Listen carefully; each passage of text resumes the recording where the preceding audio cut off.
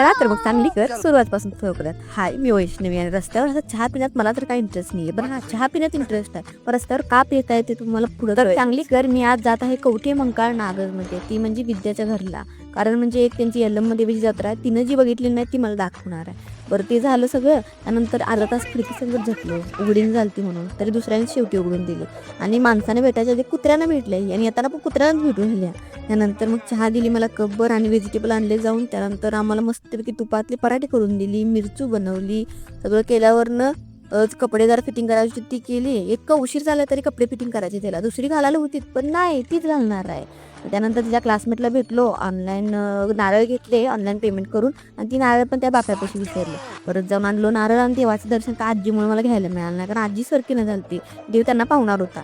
त्यानंतर मग चप्पल लपवून ठेवलेल्या त्या हातात घेऊन नंतर पायात घातल्या, कारण महाग होत्या चपला.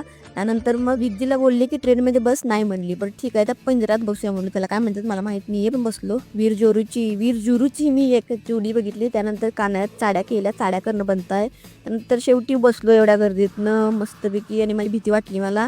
मस्त बसलो ओरडलो. नंतर हा कुछ तो अलग दिख रहा था मुझे, आप देख सकते हो.